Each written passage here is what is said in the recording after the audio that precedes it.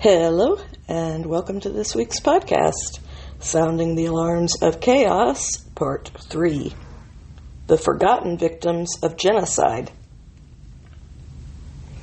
As we wrap up this series, I've decided to alter my plans for this third chapter. I plan to talk about human trafficking, especially the trafficking of children, as this is most definitely a subject that needs to be looked at, however upsetting that may be. In an age where we argue about whether or not to have reparations for slavery that went on nearly 2 centuries ago, at the same time we are doing nothing to help the slaves in the world today, of which there are more victims than at any other time in history. Think about that for a minute. But I have decided to hold off on this particular 5-alarm topic until the week of Super Bowl Sunday, which is the biggest day of the year for human trafficking and the enslaved sex trade in the United States. I started this series talking about the very personal issue of doctor-assisted suicide. Then I moved on to the very controversial issue of the ugly, open bigotry in politics and the true danger posed by radical Muslim extremists. And rather than proceed with my plans to talk about the heart-wrenching issue of child slavery, I want to end the series talking about a subject that you can actually do something about, whether you win at the ballot box or not. I want to offer something positive to you after so dark a series. I wanted to give you something you could actually change in the world. But first, give me a few moments to remind you of the thought behind my decision to raise these topics in the first place. I began this series by telling you about a scene I've always loved from the movie The Curious Case of Benjamin Button. Sometimes we're on a collision course, and we just don't know it.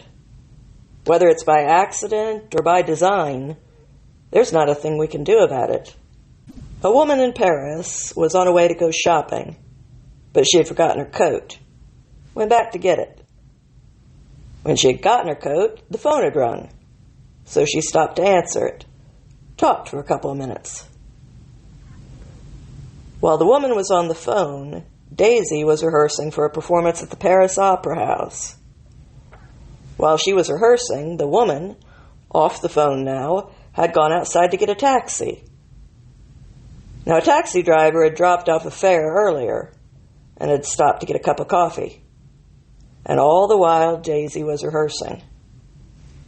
This cab driver, who dropped off the earlier fare and stopped to get the cup of coffee, picked up the lady who was going shopping and had missed getting an earlier cab. The taxi had to stop for a man crossing the street, who had left for work 5 minutes later than he normally did, because he had forgot to set his alarm. While that man, late for work, was crossing the street, Daisy had finished rehearsing and was taking a shower.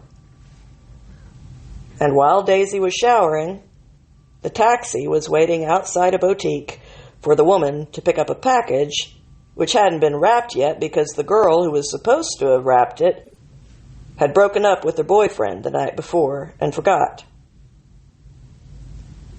When the package was wrapped, the woman, who was back in the cab, was blocked by a delivery truck. All the while, Daisy was getting dressed. The delivery truck pulled away and the taxi was able to move, while Daisy, the last to be dressed, waited for one of her friends who had broken a shoelace. While the taxi was stopped, waiting for a traffic light, Daisy and her friend came out the back of the theater. And if only one thing had happened differently, if that shoelace hadn't broken, or that delivery truck had moved moments earlier, or that package had been wrapped and ready because the girl hadn't broken up with her boyfriend, or that man had set his alarm and got up 5 minutes earlier, or that taxi driver hadn't stopped for a cup of coffee, or that woman had remembered her coat and got into an earlier cab, Daisy and her friend would have crossed the street and the taxi would have driven by. But life being what it is, a series of intersecting lives and incidents out of anyone's control, that taxi did not go by. And that driver was momentarily distracted, and that taxi hit Daisy, and her leg was crushed. Her leg had been broken in 5 places, and with therapy and time, she might walk again, but she'd never dance. In 1905, in Wisconsin, a woman had a mental breakdown after having 4 children in quick succession. Her husband came home to find that she had murdered their 4 children and then committed suicide. Nearly a decade later, he finally remarried, and with his second wife, he had another family. One of their children was the grandfather of Brian Klaas. The author, who compiled most of the stories I shared in this series in a book called Fluke. He had to grapple with the fact that he would not exist at all if not for this awful event that claimed the lives of 4 small children. Without that tragedy, his great-grandfather would not have remarried, and he would never have been born. And I would not have heard these stories, and I would not have shared them with you. We're all interconnected. There is no moment of our life that doesn't at least slightly change us. And as a result, it changes the people around us, and the ripples keep spreading. Everything we do matters. When Marty McFly goes back in time and instinct leads him to push his father away from an oncoming car, the ripple effects erase his existence. It's the premise of every time travel plot.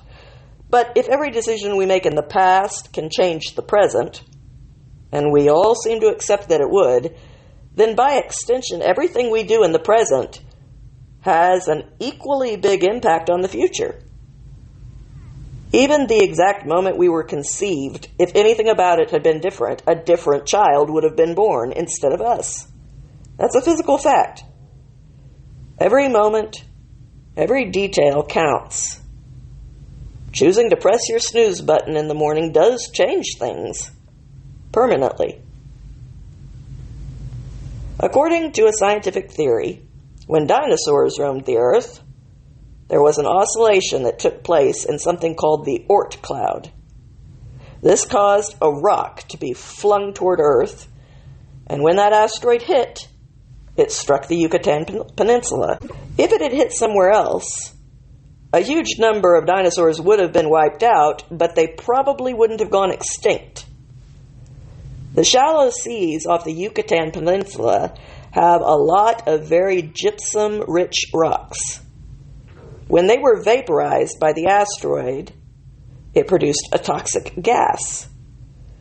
The heat from the impact killed a huge percentage of the dinosaurs, but some survived. The survivors were killed off by the toxic gas cloud. The only life that survived were in forms that could either dig or swim to escape the gas. If the asteroid had been thrown a second sooner, or a second later, if it had traveled at a faster or at a slower speed, then it would not have hit in the same place, and dinosaurs probably would not have gone extinct. And if dinosaurs had not gone extinct, there's a very good chance that humanity would not have been able to exist. We are here because a rock deep in space was thrown at just the right moment 66 million years ago. In 1926, a couple went on their honeymoon in Kyoto, Japan. 19 years later, the bridegroom, Henry Stimson, was acting as the Secretary of War for the United States under Harry Truman. He was in charge of making the decision of which Japanese city the United States would drop the first nuclear bomb on. The target committee favored Kyoto, but because of his sentimental attachment to the city, he was able to convince them to drop the bomb on Hiroshima instead. The second bomb was supposed to be dropped on Kokura. In the middle of what was supposed to be a clear sky, the B-29 superfortress carrying the second bomb ran into clouds, which prevented the bombers from seeing their target. Running low on fuel, they proceeded on to the second option for a target, Nagasaki. The generations of people born since then to the citizens of Kyoto and Kokura are alive today because of someone's choice of a vacation destination and some unexpected clouds. Last one. A man and a woman were on a first date that wasn't going especially well. They didn't dislike each other, there was just no chemistry. Towards the end of the date, he invited her to go to his favorite spot, a canyon nearby that was far enough beyond the city lights to have a magnificent view of the starry night sky. For some reason, she agreed, and the excitement as they drove there seemed to change everything between them. The date was suddenly going well, seemed to have a bit of magic in the air. They arrived and started walking to the canyon. When the pathway turned, leading them into the woods that would eventually open up into the canyon, everything changed. There was a palpable tension in the air. They were both deeply uncomfortable, but both completely unaware that the other person felt the same way. Without realizing it, they had stopped talking and were both walking faster and faster. Suddenly, they heard a sound in the bushes beside the path, just as they stepped on something soft. Without looking down to see what it was, and without saying a word to each other, they turned around and walked quickly away, back to their car. Safely driving away, they began to relax and even laugh at whatever that was all about. They ended up getting married, having children, and living a good life together. Many years later, they were watching Dateline, and they saw an interview with a famous serial killer who was then on death row. When asked if he had ever come close to being caught, he began to describe a night when he was disposing of one of his victims near a canyon, the same canyon. As he was dragging the body across a path, a couple came walking up hand in hand. He hid in the bushes right beside them, and they accidentally stepped on the body hastily abandoned on the trail. He was preparing to kill them as soon as they looked down and saw the girl, but for some reason, they didn't. They just turned around and walked away.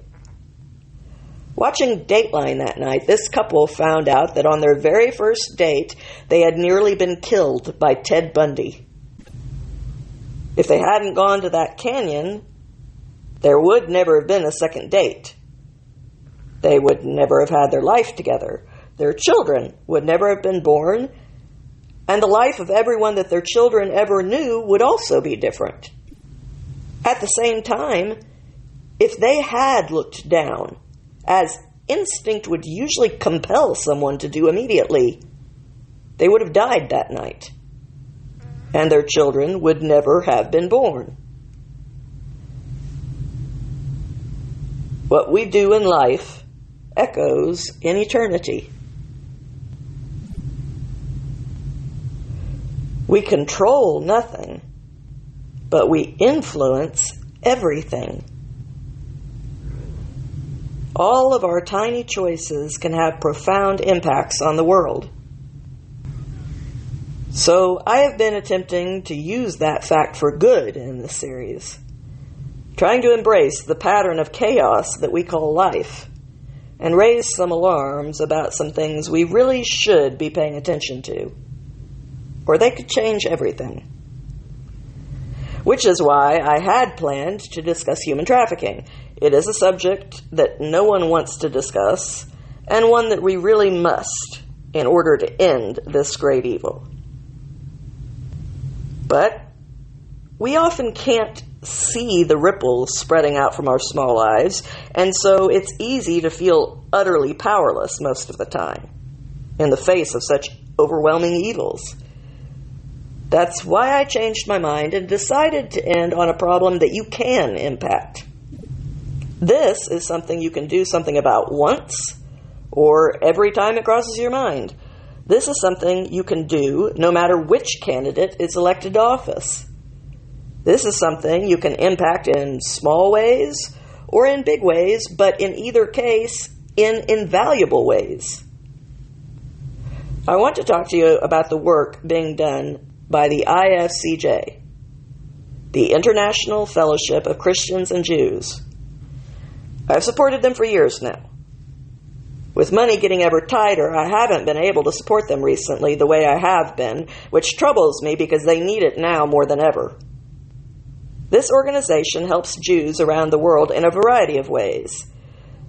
In parts of the world where Jews are suffering violent pogroms and are forced to live in fear or under persecution, the IFCJ helps get them out and helps them immigrate to Israel. They look after the last of the world's Holocaust survivors, making sure their life doesn't end under the same conditions that they were once forced to live through during the Third Reich. And their needs have only grown since October 7th. While all the world has paid attention to the plight of Palestinian civilians suffering in the middle of a war zone because they made the bad choice to elect a violent group of terrorists to make decisions for them, the world has turned a blind eye to the fact that most of northern Israel has been a ghost town for the past 9 months. As soon as Hamas attacked, Hezbollah joined in and has been firing on northern Israel virtually ever since. This has forced over 100,000 Jews to flee northern Israel and evacuate to the south, where they have lived as refugees for the past 9 months. These poor people have no access to their homes or belongings and are forced to live with relatives or in hotels or wherever they can. They have no access to their cars back home or the jobs they left there or even their children's schools. We have heard daily about the plight of the Palestinians, and theirs is indeed a terrible situation, but it's also one of their own making. The only innocent victims are the children. Their parents voted in Hamas. Their parents still support Hamas by all the polls. And even worse, their parents still support the atrocities of October the 7th by all the polls. They have allowed terrorists to steal the aid money meant for them and have lived in poverty, going without sewers or clean water because they prefer that the money sent to help them be spent on killing Jews rather than making their children's lives better. My first series was on the history of this conflict. I formed my opinions about all of this after hundreds of hours of painstaking research, which you have full access to in my 3-part series, How Not to Be a Nazi. Rather than re-quote all the information I already provided there, I will simply direct you to that series and the facts it contains, and sum up my position in one sentence. The Palestinians already have a state. It's called Jordan, which is twice the size of Israel and was created in 1946, 2 years before Israel became a country. I'm ready for my Nobel Peace Prize. If that sounds blunt and oversimplified to you, that is probably because you haven't heard the information yet that brought me to my conclusions. They are perfectly rational conclusions to arrive at for someone in possession of the facts. So I invite you to go to my series, How Not to Be a Nazi, to get those facts if you're interested. I'm tired of seeing this war, one of many going on in the world, being used for everybody's pet political project. I am tired of seeing anti-Semitism become a trending belief system. I am tired of seeing the Israeli national anthem booed at the Olympics. I am tired of seeing Israeli singers like Eden Golan, who have no say in how a war is conducted, booed off the stage and have to be protected from a violent mob of bigots, including Greta Thunberg. I am tired of seeing Jewish comedians booed at graduation ceremonies where they've graciously come to speak, merely for having the wrong DNA. And I'm tired of seeing the media present only one side of the story, and often outright lies at that. Like when they said Israel bombed a Gazan hospital, and it turned out to be Hamas who bombed it. Like when they said the IDF was shooting doctors in Gaza, and the real story was that they were providing, not shooting, doctors to the patients there. Like when they say that Israel is starving the Palestinians, when they are sending in over 2,000 calories per day per person for every man, woman, and child, and it is Hamas who is stealing it, which is beyond Israel's control. That's why Hamas needs to be eradicated, for everyone's sake. Like when they show the world pictures of dead Palestinian civilians with no way of knowing whether they died in the crossfire of a war or from the booby traps that Hamas themselves are setting among their own civilians. Like when they cover the suffering in Gaza, but don't cover the 100,000 Jewish refugees, or the October 7th victims, or the hostages that are still being held, who have not been seen by their loved ones in 9 months. Like when they don't even cover the 5 Americans who have been hostages all this time, which the Biden administration, including Kamala Harris, has done nothing to rescue. Then this week, Hezbollah, who is much bigger and much better armed than Hamas, fired on northern Israel, again, deliberately firing on civilians. They struck a soccer field where they killed 12 children who were playing. These children were Israelis, but they weren't Jews. Like 1 in 5 people living in Israel, these were non-Jewish Israelis. They were Arabs. Their religion is an offshoot of Islam. Because Israel is not apartheid and treats all its citizens equally, they struck back in defense of their Arab children. I stand in full support, with respectful admiration and unapologetic congratulations towards Israel for killing 2 top terrorists this week. Mossad did what Mossad does best. They skillfully killed one of Hezbollah's top military leaders in Beirut in a targeted killing. I don't mention the names of terrorists. I refuse to make martyrs out of evil people. I would remind everyone that this group, Hezbollah, was responsible for the Marine barracks bombing of 1983, where they killed 241 of our fine American Marines. Semper Fi. This now dead terrorist is basically the second in command, with the person who holds the highest position being mostly ceremonial. On the same day, Mossad also killed another leader living in Qatar, the one you may remember seeing in his fine suit bought with stolen aid money for the Palestinian people, watching footage of October 7th and bowing on his knees to worship Allah for the successful butchery he had authorized? Good riddance to bad human beings. He was the political head of Hamas. He has been living in a 5-star hotel in Qatar, far away from the hellhole he has created for his own people, living off of the $4 billion with a B dollars that he embezzled from their aid money. He recently attended the inauguration of the new leader of Iran, because all of these terrorists are funded by Iran, where they chanted death to Israel and death to America over and over.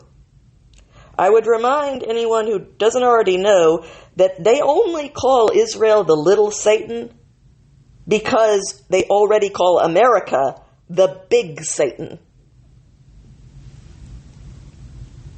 Several media outlets have described this second casualty, for which I also congratulate Israeli forces on their skillful success of targeting him while he was in Tehran, as sad, since they claim he was one of the more moderate faces of Hamas.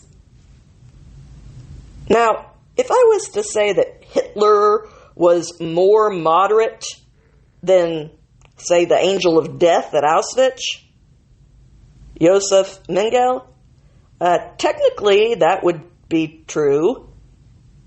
He was a doctor who performed Frankenstein-like experiments on the prisoners at the death camps. His preferred victims were children, especially twins. He did things you don't even want to know about. Things like experimentally swapping the body parts of twins. Enough said. Now, compared to him, I guess you could technically say that Hitler was moderate. But the actual truth is that both of them were evil and radical, and how you rank them doesn't really matter. There is no such thing as a moderate radical. There is no such thing as a moderate terrorist. A terrorist, by definition, is an extremist. It's a contradiction in terms to call any radical moderate. That's like saying you're the most even-keeled of all the lunatics. That's like saying you're the most gigantic person with dwarfism. It's a contradiction. It's disgusting to see a profession that was once respected degenerate into a full-on propaganda machine that does nothing but lie to people anymore. The sooner the day comes that not a single person turns on the mainstream news, the better. The media may be partisan in ignoring the victims suffering in Israel, but the International Fellowship of Christians and Jews are helping these people, and you can too. The IFCJ is continuing to help the forgotten victims of this war. There are many elderly Holocaust victims still in the north of Israel who are too old and too tired to leave their homes, even if it means living under fire. They are living in these ghost towns, too old to take care of themselves. The International Fellowship of Christians and Jews provides them with meals every day. Hezbollah recently hit the soup kitchen that provided food for these people. But that didn't stop the International Fellowship of Christians and Jews from continuing to bring these people who have suffered so much the food they need to live and the compassionate, friendly faces that they seem to crave even more than the food. The fellowship also does amazing work for injured veterans and all those needing help in Israel, regardless of their politics. You can find out more about them at www.ifcj.org.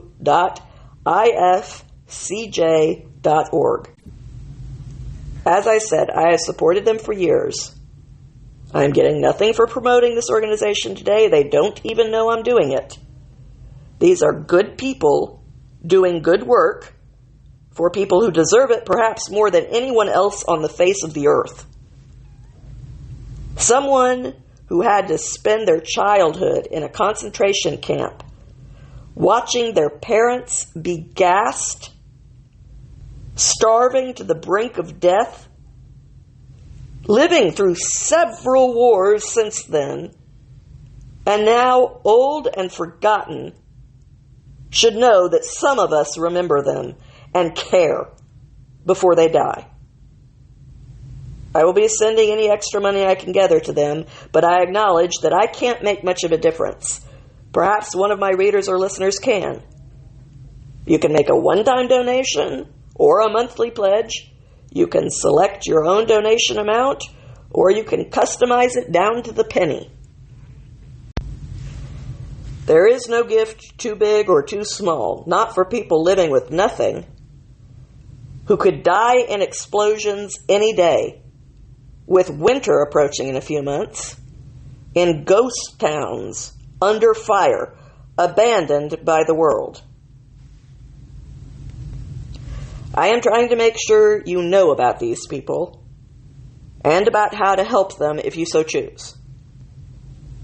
As I said, I've known this organization for years, and they are good people doing good things for the world's most deserving victims. If you want to find out more about them, please go to www.ifcj.org. Or just Google the International Fellowship of Christians and Jews to help. And that, my friends, is the ripple I'm sending out with the most hope. Thank you for listening. I look forward to talking with you again soon.